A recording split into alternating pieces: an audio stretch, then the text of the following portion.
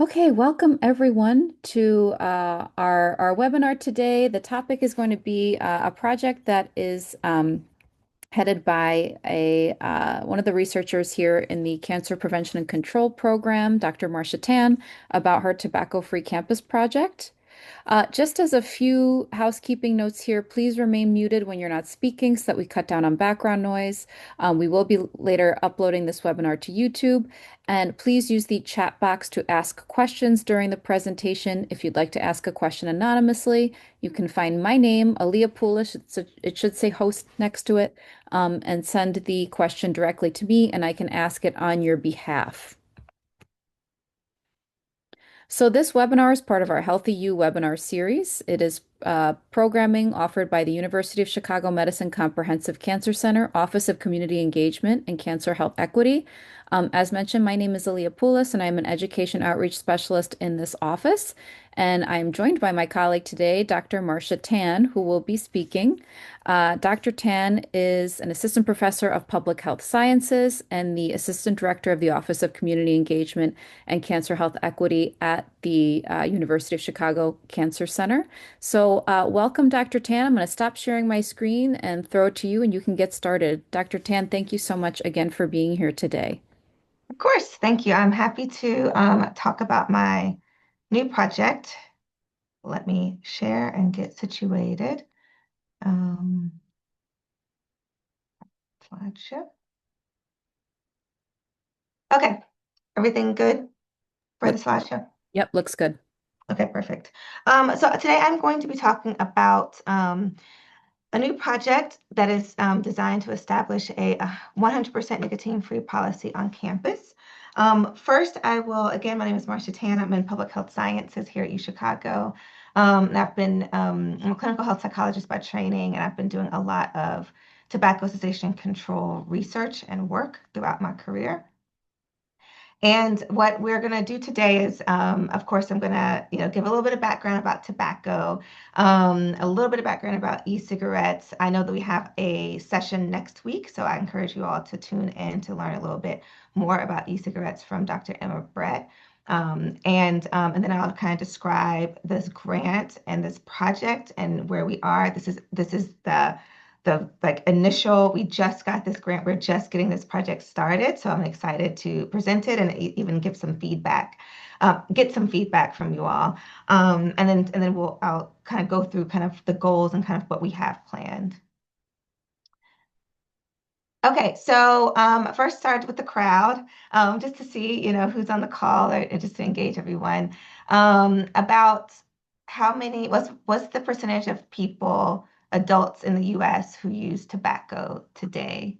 And if anybody wants to like put it in the chat, if y'all are able to.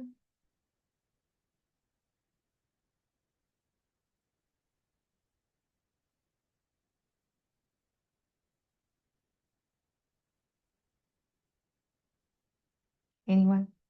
If not, no problem. Yep. Yes, of course, Raymond probably knows that. Um, Yes, so there is about the accurate number is about 11.5%, rounding up to about 15% of people in the US that currently smoke or use tobacco. But, I think it's important to note that this is the average rate. So this seems pretty low and it has dropped over time. But unfortunately, if you look at subgroups of people, you see that rate is higher. Particularly if you look at college students. College students actually have a higher rate of tobacco use, and we'll talk about that a little bit later too. And that higher rate than, about 11% compared to the general population.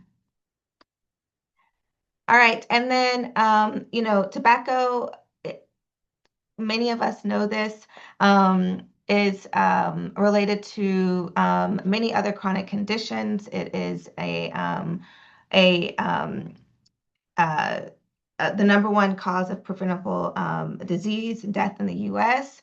And it is responsible for more deaths than many of the other top five reasons for death combined. So tobacco is still a problem. So that's kind of my take home here is that over time we've done a lot of good work in public health to reduce the rates of smoking, and that means reducing the number of people who are initiating smoking and picking up smoking.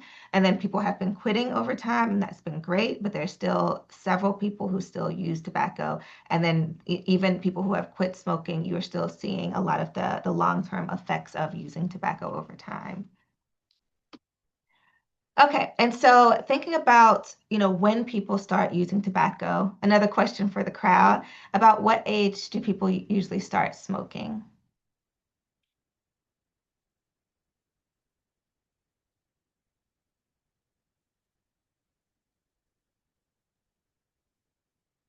Okay, I see 15, 18. Okay, so yes, most people start smoking before the age of 18, actually about 90%, a majority of people.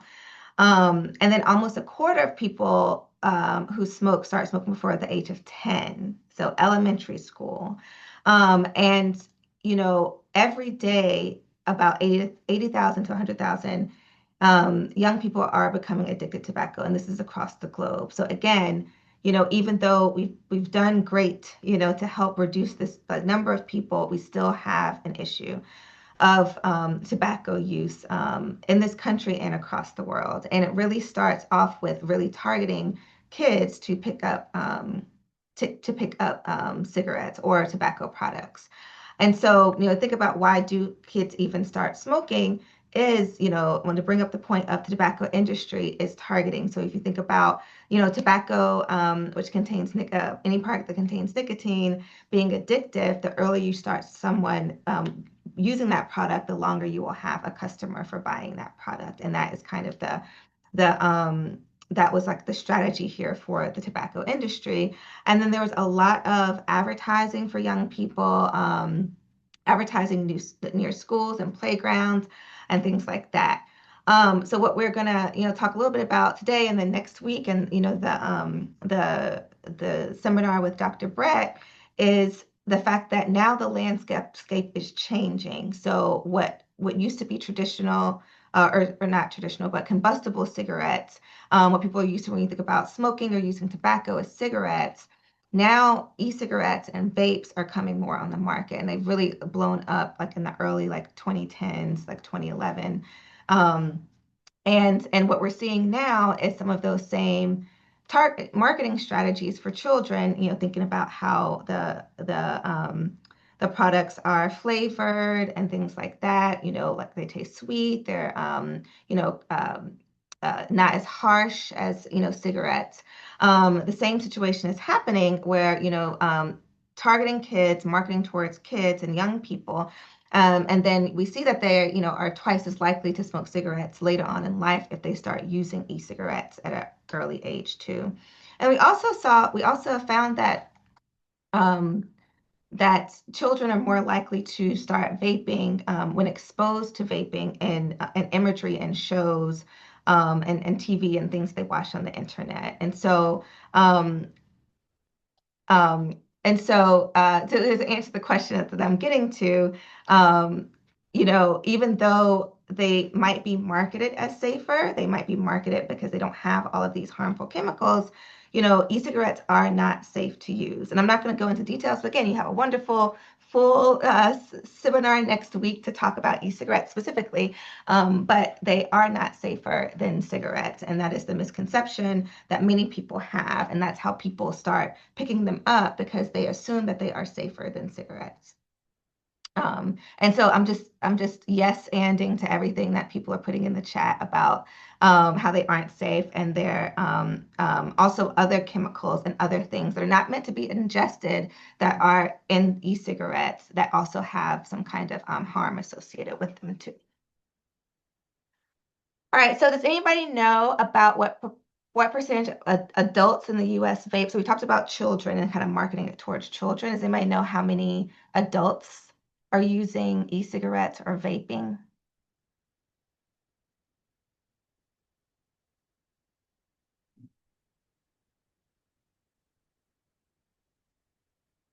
Any guesses?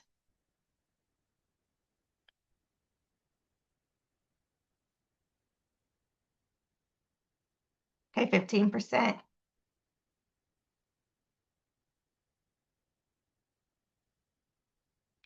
30, okay, 12.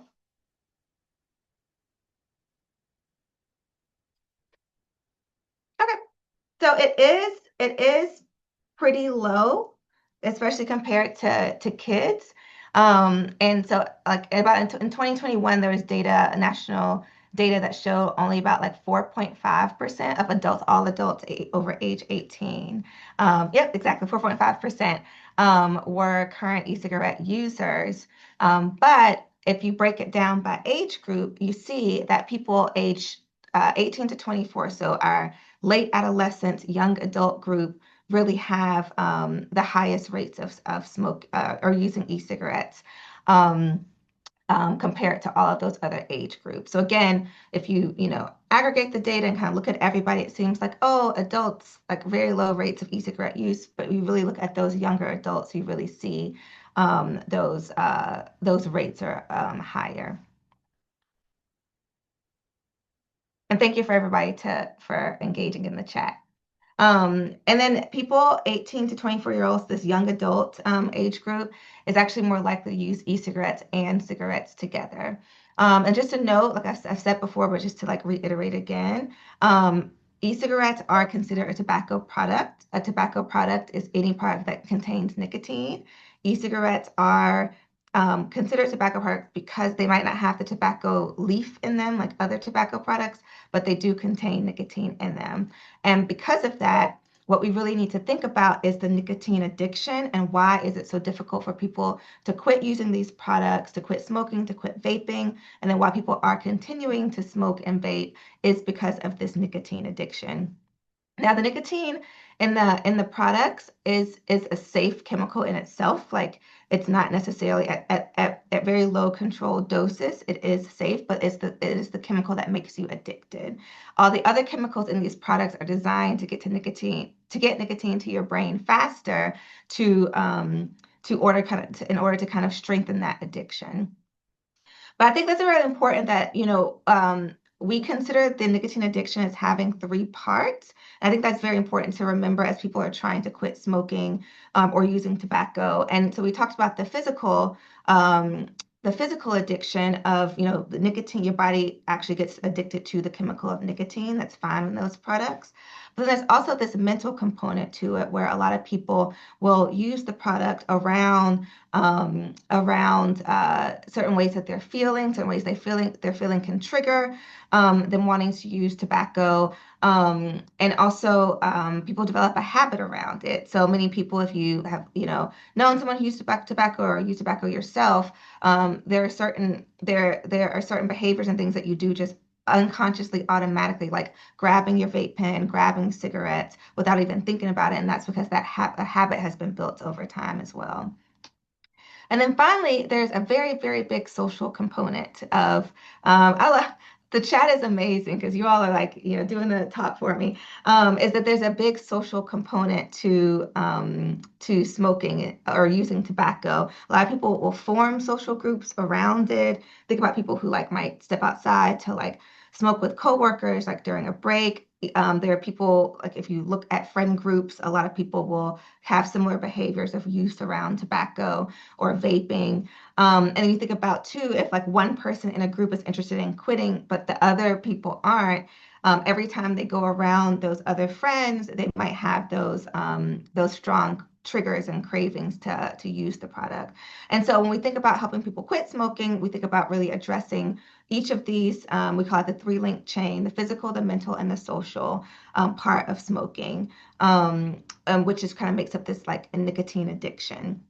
And again, we really are trying to use a lot of language around the nicotine addiction because they might be very different products, but it is still the nicotine that is kind of unites the products and kind of like creating and sustaining these addictive behaviors.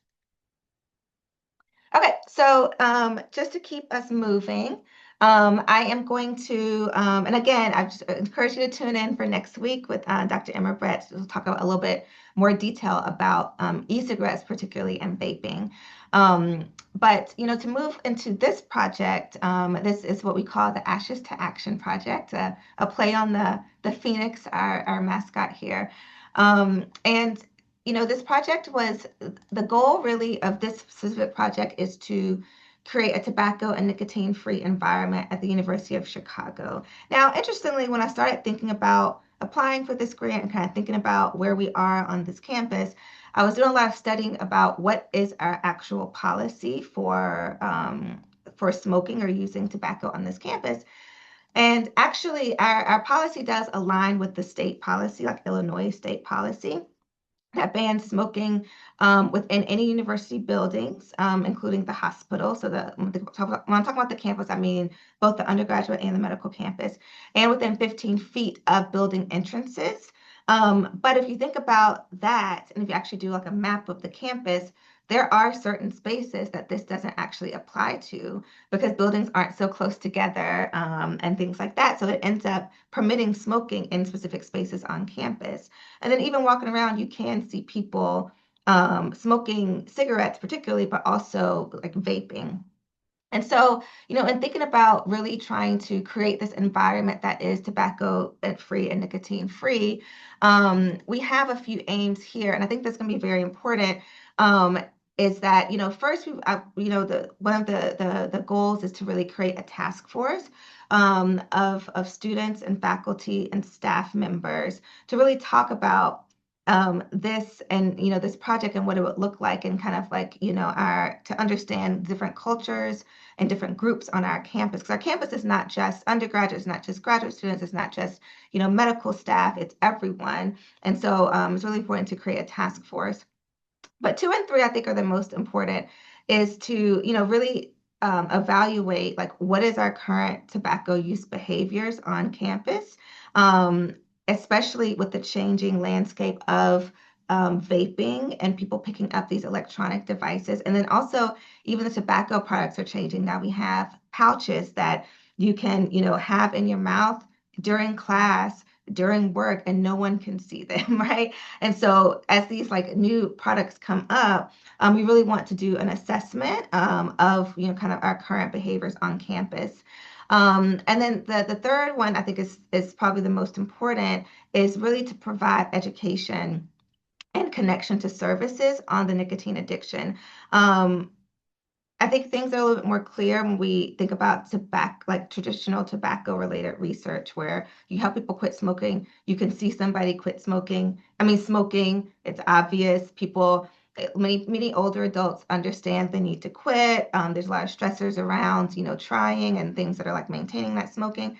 But for vaping is a little bit different. And I think because of that, might require a little bit different strategies around education around the nicotine addiction there too, because I think that there still is some misconceptions about the fact that you can get addicted to vapes, you can get addicted to these electronic products or pouches or other things that are coming out on the market.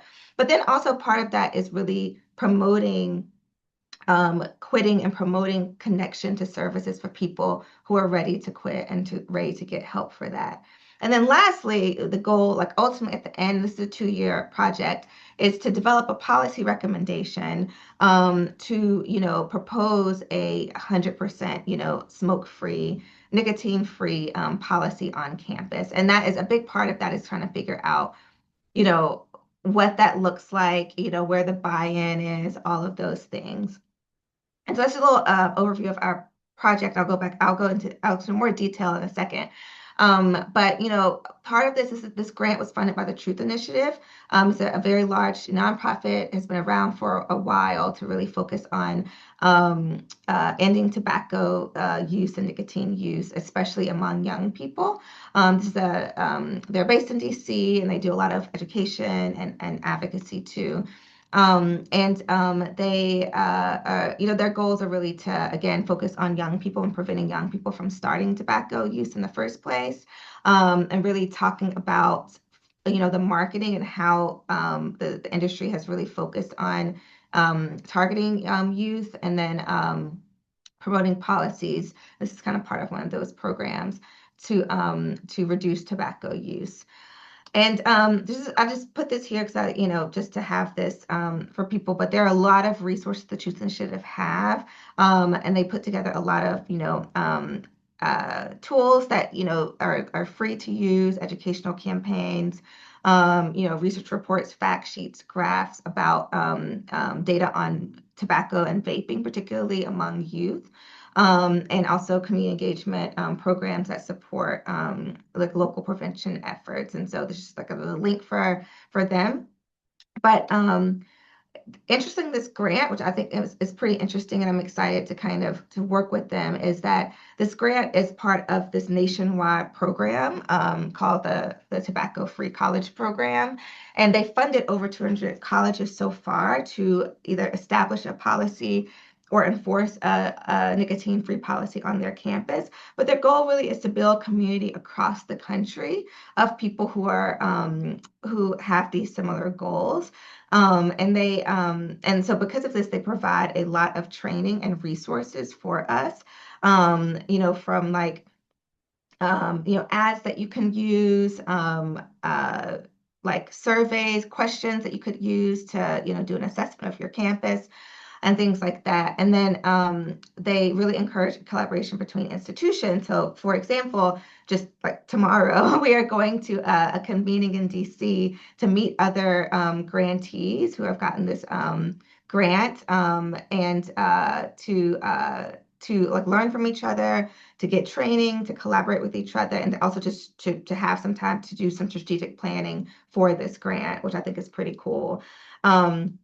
And so for our grant, what we are interested in thinking about is, how should we really implement this on campus? So the one thing that I will say is that, again, this is just starting.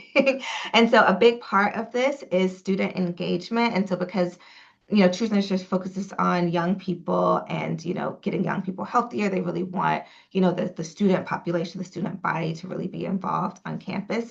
And so, one of the, kind of pillars of this grant is really engagement. And that's not just through students, but, I really am really cognizant of the fact that we have this unique situation where our medical campus and our undergraduate campus is all on the same grounds, right? I walk from my office, which is an old hospital, 5 minutes to go teach my course of undergraduates, right? And so I think that's a nice thing, but it does make it is more, I don't want to say complicated, but there's more things to consider when thinking about the communities that we are trying to reach and what that might look like and how do we engage. And then next, education and resources. Again, like I talked about promoting cessation, promoting education around the nicotine addiction and quitting, I think is going to be very important. And then finally, actually developing this policy. So to kind of look at campus engagement, we want to, and these are things that we have like kind of come up with ideas so far. Our task force is going to meet next week to actually like flesh out some of these things. But what we've talked about so far is, doing a survey, a campus survey with student, staff, and faculty to look at the usage and attitudes about tobacco towards campus. We really want to collaborate with student organizations and also existing programming um, uh, to promote like these initiatives, whether it's the education or our policy proposal, and then actually like again integrating into like current campus events. And I think it was also important that students are not just undergraduates but also graduate students. We have a lot of graduate and professional students on campus, and really connecting with them as well. And then for the health education and quitting resources, we really, again, want to lean into what we have here. And I've been talking to people at Student Wellness so far about kind of what they currently do for tobacco cessation and how we can really bolster that and promote education and resources there. Also, I'm talking to Dr. Emma Brett, who works with Andrew King and Courage to Quit, to think about how we can, think about connecting people to this resource, this amazing resource that we have through our UChicago Medicine Hospital. And then the EX program is the program by the Truth Initiative, which is a it's an evidence-based program that it's cool because it has an online community of other young people and other people who are trying to quit using tobacco. And this is free. And so this is something that we already, kind of promote this like on our student wellness website, but this is something we can kind of think about using as a resource as well. And then finally, for the policy proposal, our goal is to, develop 100% tobacco-free policy. I'll probably say it's really just to propose it probably by the end of the 2 years realistically. But in the future goal is to implement this policy. And the scope again is applies to everyone. We don't, we want to think about our campus really as a whole, not just in separate like divisions of it or separate sides of it. And then, we really want to think about, what exists, now, kind of connect with other, grantees to understand like, best practices and maybe even look at comparable institutions to see like what their strategies are, what they have. And then with the goal of, again, of like drafting and presenting a proposal to whichever appropriate governing body on campus that will determine over these next few years. All right, and so I just want to, oh no, that's kind of cut off. Just shout out the wonderful college leaders who are working on this grant with me. Victoria Nasar, who's a MPH student in our MPH program, and then Gabby Moon, who's an undergraduate student, a biology major, a third year. And they've been excellent and kind of helping get this. We've only gotten started in the past month, and they've been like really instrumental. They're really engaged, they're really dedicated, and I'm very happy to have them on my team. And they also are connecting with other college leaders across the nation as well as we kind of go on here. All right, and that is it. So I guess well, there's my email is the first one, then Gabby and Victoria's if anybody has any questions about anything. Thank you so, so much, Dr. Tan. Awesome project. And we do have some questions about it. So, one question I see here, how can technology, as in mobile apps, quit lines, or other online support, help people quit and stay tobacco free? That's an excellent question, and I think that we are, as a field, like a behavioral medicine field, really trying to like lean into like technology to understand, just because it does connect people so easily. The EX program actually is like tech based, and so it's the idea is that you are getting like text messages, from the program, and you also can connect people with other people online, and form these online communities of people across the nation that's like kind of like going through the same thing that you're doing. And so we really are trying to think about using technology. I have a training program for community health workers and for general tobacco cessation, and we often talk about the quit line and really trying to motivate people to call the quit line and connect people to the quit line. So I'm definitely there with you on using tobacco. And I mean, sorry, using technology to help quit tobacco. And I think just for the sake of connecting people in an easier way, or even, or just like connection, I think is very important. And so, speaking of that, there's a question here. What counseling, support group, and nicotine replacement therapies are, I guess, are most effective for improving quit rates? That's a good question. So I'll say in general that research has shown that combining, a medication or pharmacological treatment with counseling is like the most effective way for someone to quit smoking. And so basically when we talk about the physical, the mental, and the social, having something address each of those things simultaneously will help people quit most effectively. And so nicotine replacement therapies, and I'll say a note about that.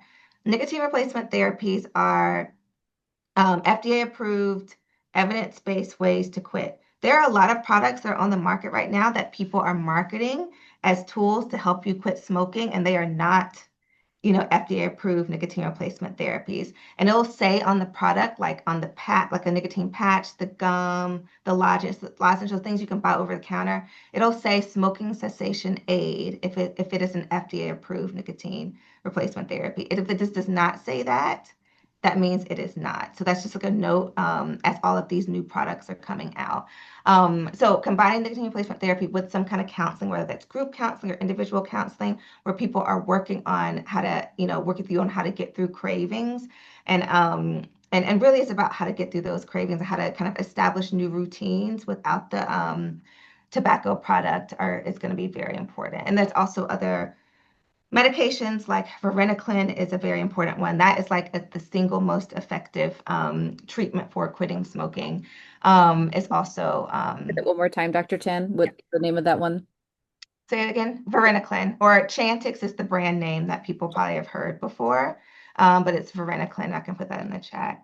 Um, and so, and also just while we're talking about treatment, you can combine nicotine replacement therapies for some people who have a high dependence on nicotine or have been like heavier smokers or tobacco users. Let's say they're using the patch. The patch is supposed to administer like a steady dose of nicotine over the day, as opposed to this kind of like up and down you get from like smoking a cigarette and then the nicotine wearing away, then you having a craving, so you smoke again. So it's like this up and down. The patch delivers a steady dosage. But sometimes people still have what we call breakthrough cravings and still want to, smoke even though they're wearing a patch. It is safe to use like a piece of gum, like a nicotine gum, to kind of handle those breakthrough cravings.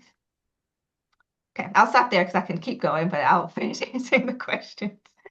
So I have a question that came here to me asking, and this might be something that maybe you're still assessing.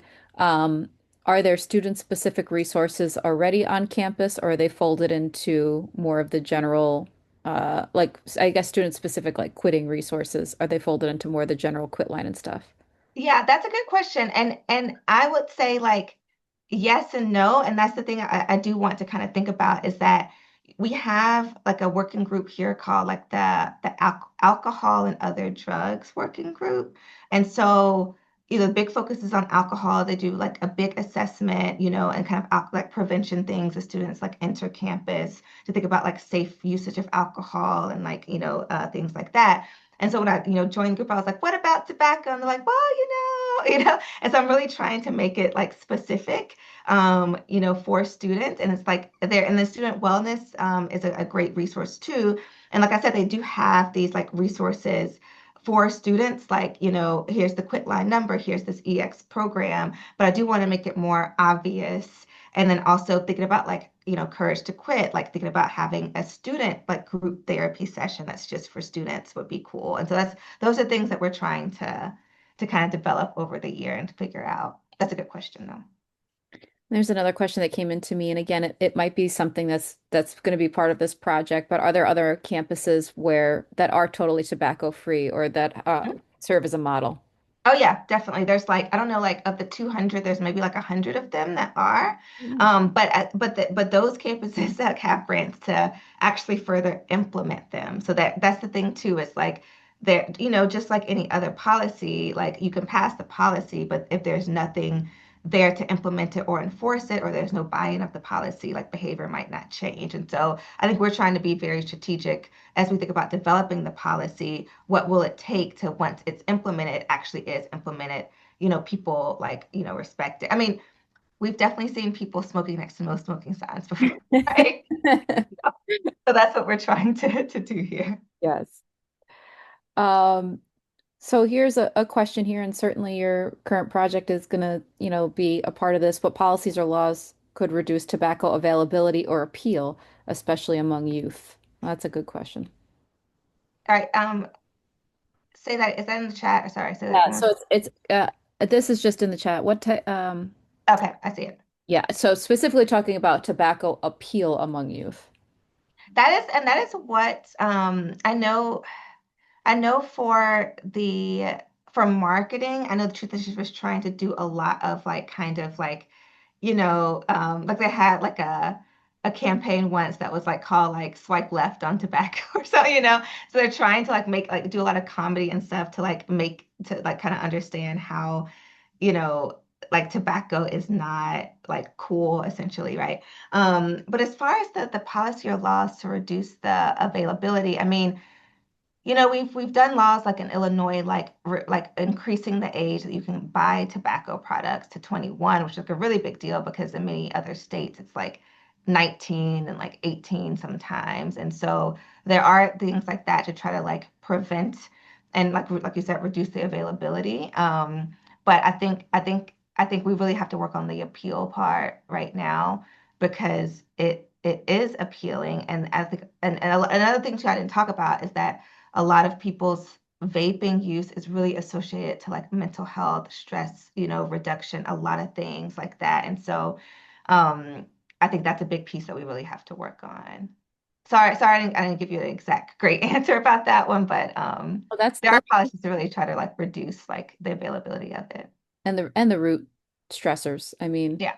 there's been a lot, especially post-pandemic, on the the effects of the pandemic and all that on Mhm. kids. So that's certainly part of it. And I know that there have been some states have banned flavored vapes, which I would Yeah. is maybe working since, who doesn't Yeah. want something that's cotton candy flavored or whatever? Like, Exactly. And those and that no on that banning really like prevents the initiation. But when somebody already is, like that's the tricky part because they're not going to care what it tastes like if they need, you know, that their body is craving the nicotine, you know.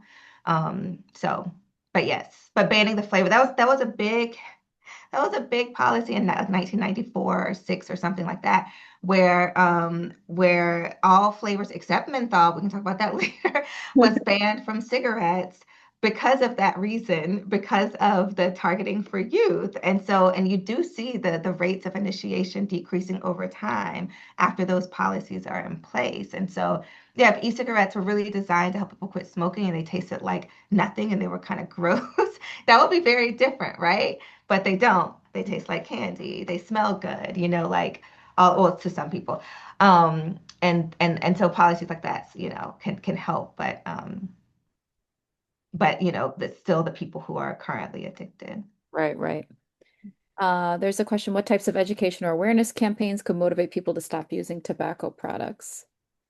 So yeah, I think I do like enjoy some of the Truth Campaign material because it is, you know, like adults are adults, you know, and kids are kids. They have a completely different experience like with each other and connecting and stuff. And they really focus on like how kids like connect, what they think about, how kids are on the internet, all of that stuff. And so a lot of like comedy is used like in those campaigns too. And so at least it gets I think young people like engaged in like at least like the marketing and the commercials and the things that are like going on. But for education, you know, awareness, I do think the nicotine addiction like that is something that again, there's still I think Rhonda noted that people still think vaping is better than smoking, you know? And then like some stuff is very like new. And I teach a class. It's like a intro like neuroscience class for undergraduates, and I always, you know, kind of ask like, you know, is e-cigarettes good for smoking cessation? Like, what do you think? And there are students like, yeah, right, because it doesn't have all the 7,000, you know, chemicals in the it's like in a cigarette. So it's just like there still is education around that that's going to be very important. Yeah, yeah. I have a family member in his 40s who still maintains that. So, you can't change his mind. It's a tough one. Um, so yeah, so you sort of spoke to Rhonda's question here. It says, if I find that many adults view vaping as much better than smoking. When vaping first became popular, and you're right, Rhonda, the advertisement, it kind of implied that it was like, oh, a step to start quitting smoking. That's totally what it was. Yes. Brett, sorry for the question. Who knows where that campaign started from that e-cigarettes help you quit smoking? Can anybody guess? I have no idea. Surprise, the tobacco industry. I was gonna guess that I should Yeah. have. Yeah, so there it wasn't researchers, like we weren't like, doing this like work and it's like, you know what? Hey, that marketing came out just as quickly as the vapes did, right? And so and again, if you think about, I don't know if you remember like noticing like all of these like vape shops and the vapes coming up or whatever, but I remember it because I was doing smoke cessation work back in Miami in like 2010.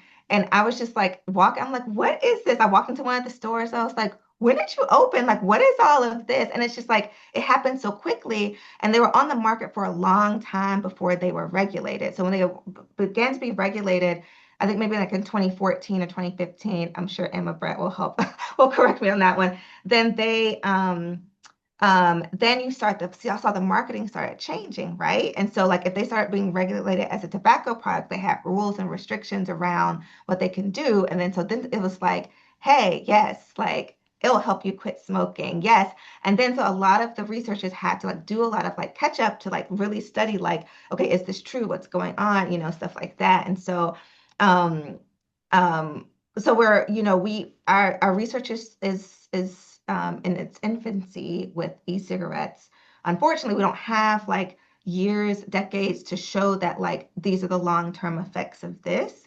But we are starting to see kind of in the short term of like, if people quit smoking with e-cigarettes, like, do they stay smoke-free for a whole year? And, oftentimes not. Many people will continue to use those e-cigarettes and kind of develop a new addiction. The recommendation is it can be helpful for people who are currently smoking to switch if they switch completely and don't continue to currently smoke. It is not recommended for people to like pick up a new tobacco product. So, Here's a question that came in here and it's asking your thoughts about um